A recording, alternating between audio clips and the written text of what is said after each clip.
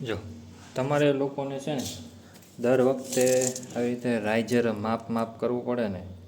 હવે આપણે 10 ને દોરાનું રાઈજ તો છે ને એક આવો જો કાટખૂણાવાળો છે ને એક ફરમો બનાવી નાખવાનો જે તમારે માપ ઉપર પથ્થર ચોટાડ દો દબાઈ દબાવ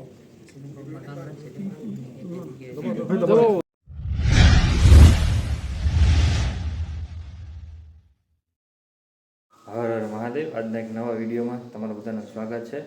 આજે આપણે લગાડવાનો છે દાદરો. તો દાદરો લગાડવા માટે તમે જો કે આપણે રાઇઝર જો લગાડ્યું છે બરાબર. તો રાઇઝરને લગાડવા માટે છે ને આ રીતનું તમારે લગાડવાનું બરાબર. આ રીતે લઈને અહીં સિમેન્ટ નાખી દેવાની તો માલ આવશે.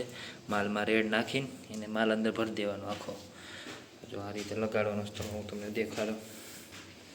તો આવી રીતે છે ને જો રેડ નાખી માલ ચીકણો કરીને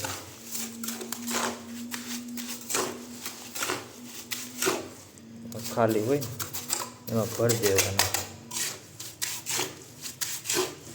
એટલે આ રાઇઝર એકદમ પેક થઈ જાય તમારે, પોલું ન રહે. ખાસ અહીંયા સિમેન્ટ મારવાની હો તો જ ખાસ સિમેન્ટ મારો તો જ પકડે.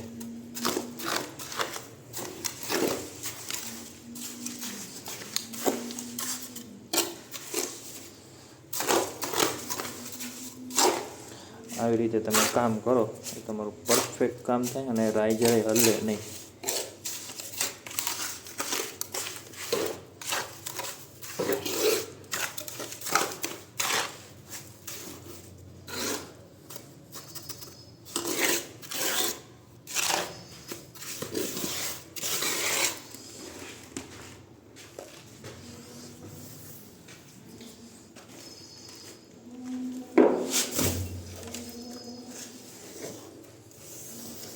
થઈ ગયું કમ્પ્લીટ. બસ તો જો આ રીતે રાઇઝર તમે લગાડો. આ રાઇઝર બધું ન બોલે, ખખડે નહીં ને નીકળવાની કોઈ બીક ન રહે. જો તમારે લોકોને છે ને દર વખતે આવી રીતે રાઇઝર માપ કરવું પડે ને. હવે આપણે 10 ને દોરાનું રાખ્યું છે તો આ સાઈડ 10 ને દોરો છે બરાબર. તો દર વખતે તમારે આ સાઈડથી ટીપો તો અહીં બહાર નીકળી જાય, અહીંથી ટીપો તો અહીં બહાર નીકળી જાય, અહીંયા ટીપો તો અહીંથી આમ બહાર નીકળી જાય. તો એક છે ને એક આવો જો કાટખૂણાવાળો છે ને એક ફરમો બનાવી નાખવાનો જે તમારે માપના ટપ્પા જોતો એ ટપ્પા પછી આવી રીતે રાખી દેવાનો. એટલે જો થઈ ગયું તમારે એકદમ રેડી. એવી રીતે બે સાઈડ ચેક કરી લેવાનું. થઈ ગયું. તો આ રીતનો એક છે ને ફરમો બનાવી નાખવાનો તમારે. એટલે તમારે વારા ઘડીએ ટેપેથી માપ ન કરવું પડે બરાબર. આ રીતે જો ફરમો બનાવી નાખો ને એટલે રાઇઝર કાટખૂણે રહી અને આ રીતે ફરમામાં તે તમારા ટપ્પા એક સરખા માપના થાય. આ રીતે કરો ને એટલે બરાબર. જો આપણે એક આ ટપ્પો લગાડી દીધો છે, આ લગાડીએ છીએ ને એટલા ટપ્પા બાકી છે બરાબર. એટલા લાગી જાય પછી તમને મળીએ. આપણે છે ને આ દાદરો છે ને સેન્ડવિચ છે. તો જો સેન્ડવિચ દાદરાને તમારે લગાડવાનું તો એક મસ્ત ટ્રીક તમને દેખાડું. આવી રીતે એક પટ્ટી લઈ લેવાની જે આપણે સેન્ડવિચ દાદરામાં આવી રીતે પટ્ટી જે ચોંટાડી હોય ને એના માપની. પછી આવી રીતે મેકીને આને લેવલિંગ કરી નાખવાનું એટલે એ ખરખું થઈ જાય તમારે. બસ આ પટ્ટી કાઢી લેવાની આવી રીતે.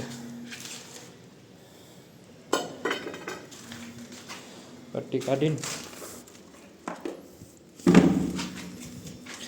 ખાસ છે ને આ જે ખાંચો હોય ને એમાં તમારે ખાસ સિમેન્ટ મારવાની. એટલે અહીંથી છે ને કોઈ છૂટો ન પડે ટપ્પો હંમેશા. એ એક ખાસ તમારે ધ્યાન રાખવાનું. કોઈ પણ દાદરો લગાડો તમે, સેન્ડવિચ હોય કે સિંગલમાં હોય, ખાસ રાઇઝરમાં છે ને તમારે આવી રીતે સિમેન્ટ મારવાની.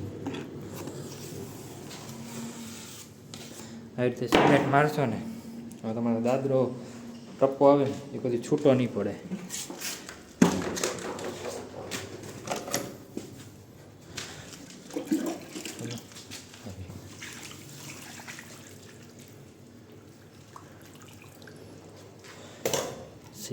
આવી રીતે રેડ નાખીને કાયદેસર છે ને આમ ખાંચા મારવાના.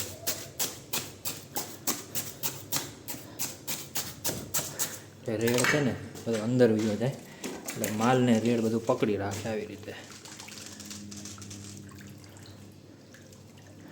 બરાબર, તમે આ રીતે કરો ને એટલે દાદરો એકદમ મસ્ત લાગે અને કોઈ છૂટોય ન પડે.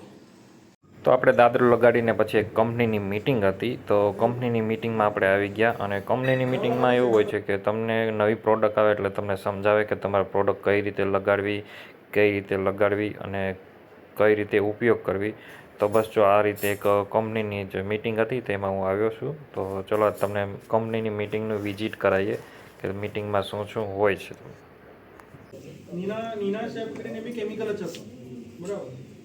ગ્રુપ ઓફ વુમા એટલે સૌથી મોટા જે સમજો કે મોટા ડીલર હોય મોટા મોટા 5 માળના ટાઇલ્સના શોરૂમ હોય, એક માણસ 10 માળના શોરૂમ હોય ટાઇલ્સના, એના માટે અલગથી વસ્તુ છે ગ્રુપ ઓફ વુમા. કેમિકલ જ છે, એના જોડે ટાઈપ ચાલે છે અને મોંઘા કેમિકલ.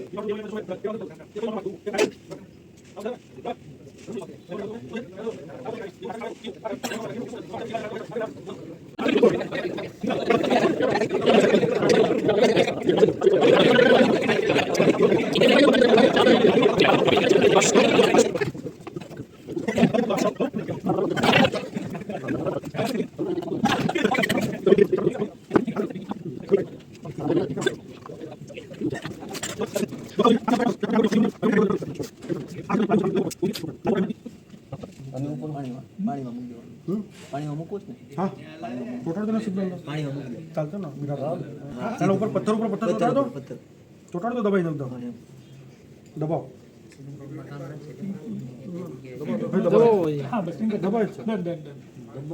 દબાવેલું જ છે પરફેક્ટ. દબાવેલું. દેખાય છે ભાઈ ફરક તમને? આ વસ્તુ બહુ જ જબરદસ્ત વસ્તુ છે. તમે માસ્ટરપીસ એક અલગ કોન્સેપ્ટ છે. તમને ફૂલ ફ્લોરિંગ હશે, ત્યાં વધારે કામ હશે, મોટી ટાઇલો હશે, મોટી ટાઇલ છે જ્યાં બરાબર, તો ફૂલ બોડી દાંતે વડે લગાડવું છે ને એમાં 4 કિલો માસ્ટરપીસ બરાબર. પણ તમને તરત કામ કરવું. જો સાંભળો, કોઈ બાકી છે કીપા? કોણ બાકી છે?